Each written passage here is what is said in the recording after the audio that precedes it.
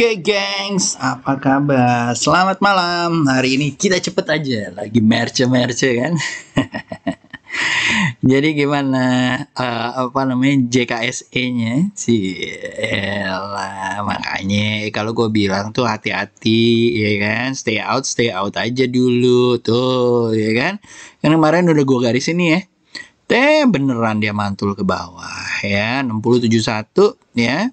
Nah, ini masih coba bertahan nih guys ya, siapa tahu dia kalau dia nggak breakout, kalau dia tembus lagi mungkin bisa ke 5859-nya. So hati-hati ya guys ya. Tetapi memang ada sentimen-sentimen yang dimana memang membuat big cap itu ke drag ya, terutama di apa namanya, di finance, sektor finance. Nah kalau nggak salah tuh ya. Nah, ini ya, gara-gara Argeos Capital. Nah, Argeos Capital ini adalah capital management yang dulu namanya apa namanya?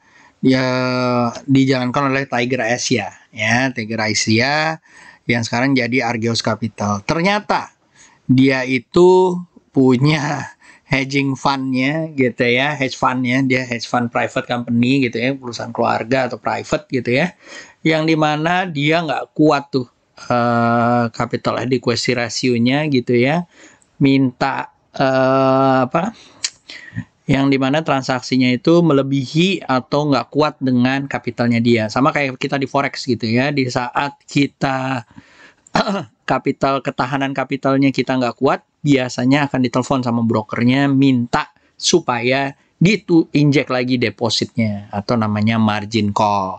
Nah kebetulan ya ini udah ada yang kena nih problem. Ternyata memang portfolio dari beberapa institusi kapital ya seperti Nomura dan Credit Suisse gitu ya, rupanya terkena impact-nya gitu ya.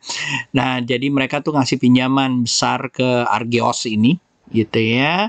Nah jadi akhirnya mulai nih, nah, orang tuh parno kalau misalnya mendengar bank itu bermasalah, karena bank itu mempunyai namanya, kalau kalian belajar apa namanya, resiko dasar gitu ya, namanya adalah systemic risk.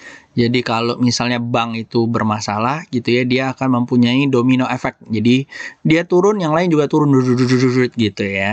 Jadi masalah tuh, masalah di kecakupan apa namanya, kapitalnya, apa likuiditasnya dan segala macam. Makanya biasanya central bank di Eropa, Indonesia dan segala macam tuh merhatiin banget tuh.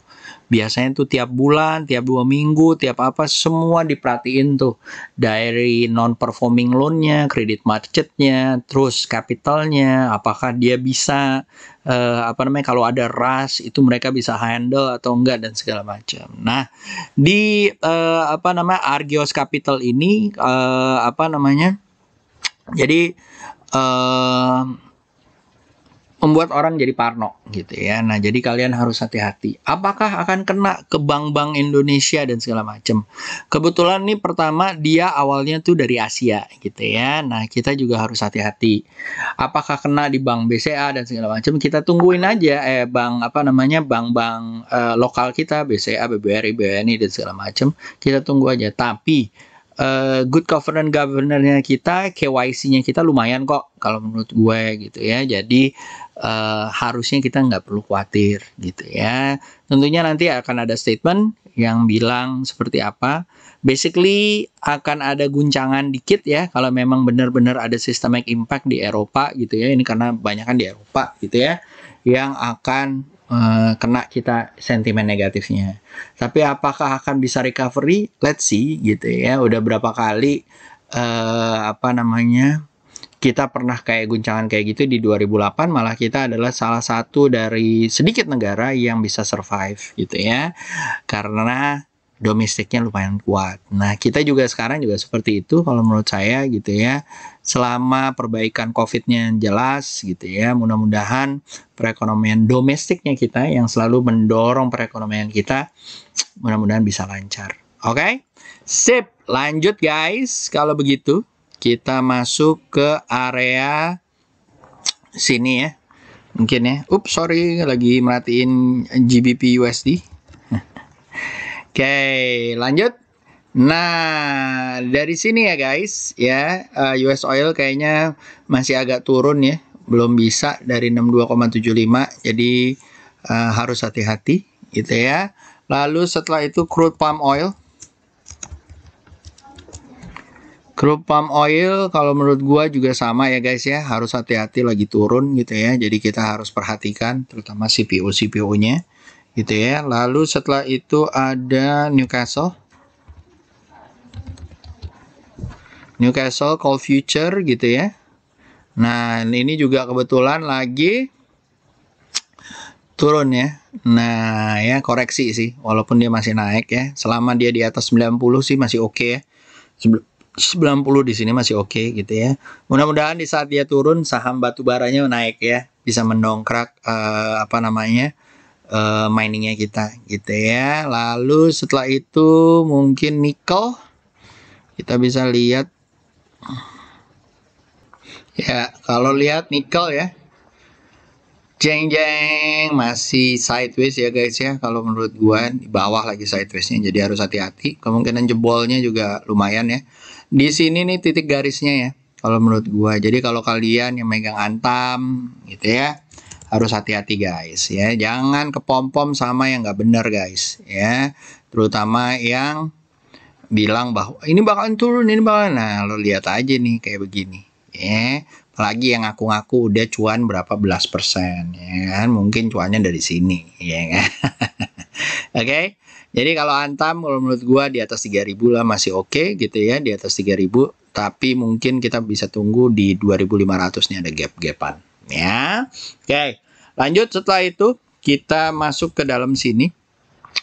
BBRI yang pertama kemarin ada guyurannya seperti yang gue bilang ya, kita udah harus hati-hati sih kalau menurut gue gitu ya. Mungkin di bawah 4.400 ya, mungkin baru kalau dia dalam ya, mungkin baru bisa mantul di 4.100. Jadi gue akan batasin di 4.400 gitu ya. Sekarang di 4.500, kita tungguin aja apakah dia bisa oke atau enggak gitu ya. Lalu setelah itu ada TPIA guys, lumayan ya, jalan lancar jaya, mudah-mudahan sampai 12.25 ya. Lalu ada good guys, good ya. Yang tadi jangan lupa ya, BBRI dipasang SL-nya, jangan main nanya-nanya nih kayak begini-begini nih. Gimana BBRI om? Nggak mantul om, di harga berapa om? Iyalah, tiap malam udah dibahas BBRI-nya ya. Kadang-kadang mungkin poki-poki pucing nih cuman manas-manasin doang ya. Atau memang nggak biasa trading ya. Kalau diguyur sama market ya pasang SL, gampang aja. Stop loss gitu ya. Kalau kena stop lossnya berarti nggak jadi, tinggal cari yang lain. As simple as that gitu ya. Nah, biasa belum dewasa dalam bertrading. Oke, lanjut ya. Setelah itu mungkin kita bisa ke 1.800, 1.700 gitu ya guys ya. Mudah-mudahan lancar. Lalu SIM masih sideways ya guys ya. Kita batasi aja resiko kita di 490 gitu ya, di bawah-bawah 490 atau 470 ya. Ini di bawah 470 oke gitu ya. Kalau kalian nggak kuat mungkin ditaruh di 490 ya. Hati-hati kalau dia ada pantulan di 490 ya. Hati-hati juga melihat bahwa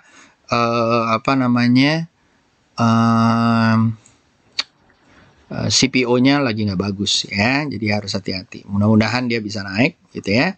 Lalu lanjut guys, setelah itu ada ST. Nah, kalau lagi jelek ya, ini kayak BBK ya, Bandar Melodi Klimatologi, iklimnya tuh pasti nggak begitu bagus ya. Ini dicopet aja ya guys ya. Jadi di fast trade kan aja mungkin dari 100 gitu ya, SL di bawah 92 ya. Nah, lalu setelah ST ada habis itu HRME ya. HRME guys, HRME ya. Mudah-mudahan bisa dicopet ya, mungkin bisa ke sampai 60 ya, dari 58 atau 63 ya. Terus setelah itu tapi hati-hati ya, kalau misalnya kalian nggak bisa main goreng-gorengan fast trade gitu ya, mendingan stay out. Nah, lalu ada Indoasid. Nah, ini juga seru ya guys ya, SL bisa di 62 bisa lah nyampe 69 ya, tapi harus hati-hati juga. Ini adalah goreng-gorengan gitu ya. Lalu ada Bufa, Bukit Uluwatu ya. SL di 67, beli di 74 ya, buat copet-copetan ya. Ini dapat 36%, udah alhamdulillah gitu ya. Ditutup aja langsung ya, jangan lama-lama. Lalu habis itu ada Fit. Nanti gua kasih tahu yang mana yang bisa cuan gitu ya. Dan tadi kan gua udah bilang ya, ada beberapa PR yang sektor mana yang bisa hijau di bulan April. Sembari kita ngobrol-ngobrol ya, iya kan, gitu kan. Nah, apa namanya? Lanjut dulu ya kita ya. Mana tadi? Nah, di sini Hotel Fitra juga sama ya guys ya. Fit ini ya bisa lah dicopet sampai cepet 102 gitu ya. Mudah-mudahan sampai. Lalu setelah itu ada Hobi. Nah, ini lumayan nih guys ya, kayak JTPE. Tapi ditunggu koreksinya dulu guys, baru diambil ya. Jangan apa namanya? Jangan buru-buru. Ya, ini JTPE juga lagi mau melemah guys. Ini bentuknya udah ini. Kita lihat apakah dia stay nggak di atas atau di bawah dari 1465. Kalau dia stay flat di sini mungkin masih bisa nyampe ke 1500. SL-nya kalian taruh di bawah 1450 ya. Lalu setelah itu ada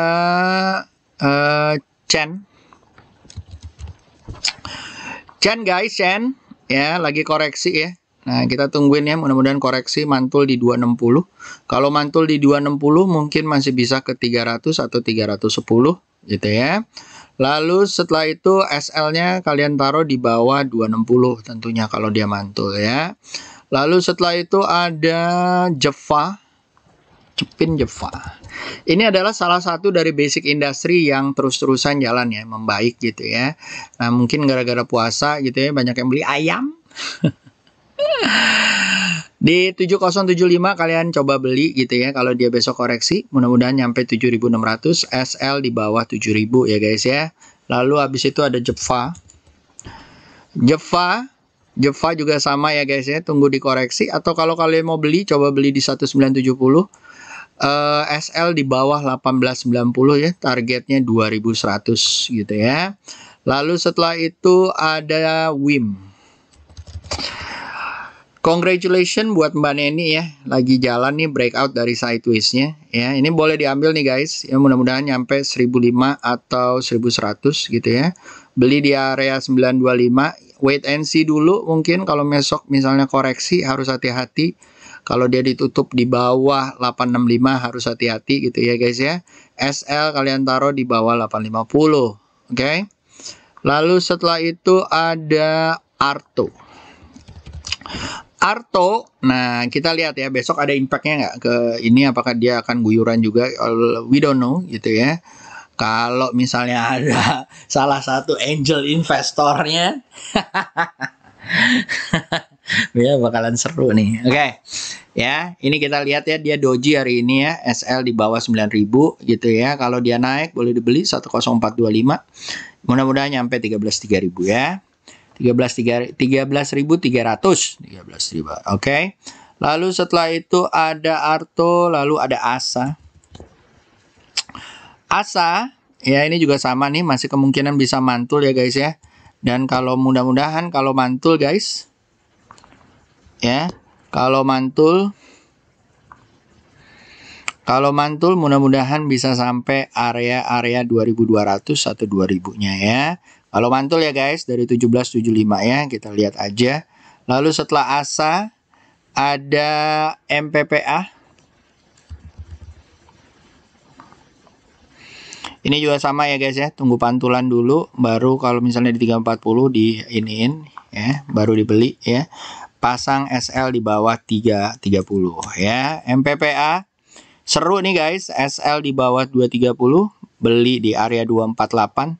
Target area di 300 ya. Lalu setelah itu ada MLPL. Doyan bener lo ngomong ML. Oke. SL di bawah 102 ya. Beli di area 106. target di 119 120 guys ya. Lalu setelah itu ada LPPF. LPPF guys ya, kalau dia nih lagi bermain di area-area downtrendnya ya. Kalau dia mantul lagi guys ya, apalagi ditutup di atas 1445, mungkin dia bisa ke area 1500, 1550, 1600 ya. SL-nya kalian taruh di bawah 1400 atau 1375. Oke, JTPE tadi udah. Ada shots. Nih lucu ya. Kalau besok mantul guys, boleh dibeli target 400 ya. SL di bawah 336. Oke, itu shots. Lalu ada MYOH. MYOH guys, MYOH ya, SL di bawah 1325, beli di 1355, target 1400, 1440 ya guys ya. Lalu setelah itu ada ICBP. ICBP guys. Nah, ini juga lagi bermain di resisten yang ditinggalkannya ya, menjadi support ya. Kalau dia tembus dari 9275, mudah-mudahan nyampe 9625 atau 10125 ya guys ya. Mudah-mudahan. Lalu setelah itu ada INDF. Indofood sukses makmur, walaupun merah-merah tapi masih jalan ya, menuju 7.000-nya. Mudah-mudahan nyampe ya guys ya. Kalau dia bisa tembus dari 7.000-nya gitu ya, pantulannya cuma di 6.700, mungkin bisa nyampe 7.400. Untuk saat ini SL-nya kalian boleh taruh di bawah 6.400 atau 6.525 ya. Lalu setelah itu ada CARE. Are you care enough, baby? Ya, CARE ini seru nih ya, mudah-mudahan jalan ya guys ya. Bentuknya udah lumayan gitu ya. SL kalian taruh di 316, beli di 342, target area pertama 358, target kedua adalah di 380 ya. Oke. Lalu setelah CARE, are you care enough, baby? Nah, nih ya. Tadi ada yang nanya, BBRI gimana Om? Tadi yang gue bilang ya, 4.400. Lalu habis itu BBNI. Apakah ngaruh Om dengan dividen-dividen yang akan mau dibagi? Hati-hati guys, jangan sampai kejebak ya. Apalagi lo mau ngejar dividen apa ngejar price? Gitu aja. Kalau lo ngejar dividen, put longer investment untuk emiten tersebut. Kalau lo ngejar price dengan misalnya lo berharap bahwa lo dapat 5% cuan, harga naik, dividen juga dapat ya. It can be done, tapi nggak semuanya gitu ya. Akan ada dividen trap, jadi kalian harus hati-hati. You have to manage your ekspektasi gitu ya. Jadi aspirasinya harus di manage ya dengan realitasnya. Oke. Ini masih bisa turun ya guys ya. Dan kalau menurut gua, kalau ini jebol ya di bawah-bawah 5650, mungkin dia bisa turun langsung ke 5500 ya guys ya. Lalu setelah itu BMRI. BMRI setelah gitu ya. Ini kalau menurut gua, selama dia masih di atas 6300 masih oke gitu ya guys ya. Kita tunggu di 6725 atau 7300. Oke. Lalu setelah itu ada BBNI, BBCA. BBCA guys, BBCA. Mudah-mudahan nggak jebol lagi ya guys ya. Mudah-mudahan ya, kita lihat ya. Kalau jebol lagi mungkin baru akan mantul di 31 ya. Kalau kalian mau longer terms ya guys ya, longer terms ya. Kalau di weekly dan segala macam, mungkin kalian boleh taruh SL-nya di bawah 30.000 ya. Kalau longer terms ya. Oke. Nah, tadi gue sektor-sektor apa di bulan April yang yang lumayan bagus gitu ya. Tadi gue sempat lihat ya, dari kemarin sih sebenarnya udah gue lihat gitu ya. Ini dia nih sektor-sektornya. Ya, di HQ gitu ya. Masuk, ini dia. Pertama, trade. Trade dalam selalu biasanya dia lancar di bulan April. Kita lihat aja ya, apakah dia benar-benar lancar nggak gitu ya. Dari sejak dia merah waktu di kemarin gitu ya, Aprilnya hijau gitu ya. Kita lihat apakah memang statistik 5 tahun terakhir ini akan jadi boost juga di bulan April gitu ya. Lalu setelah itu basic industry. Basic industry walaupun dia merah sekali di 2019, the highest itu di April gitu ya. Apakah dia akan melakukannya lagi atau enggak, kita lihat ya. Besok mudah-mudahan gua bisa bahas saham-sahamnya. Kalian boleh lihat dulu ya. Jadi to be continue gitu ya, to be continue. Oke. So, itu aja guys. Dan kalau kalian ada yang mau dibahas, nanti minta tolong ditaruh di kolom ya, nanti biar gue baca. Semoga bisa gue bahas besok ya. Itu aja dari gue guys. Semoga berguna. 20 menit saja supaya kalian bisa mereview-review lagi. Oke. See you guys. Have a good day. Oh ya, jangan lupa. Gue akan ada kelas fast trading tanggal 11 April. Kalau kalian mau join, monggo, nanti gue kasih linknya ada di bawah deskripsi dari video ini ya, atau YouTube ini. See you guys. Have a good day. Bye-bye.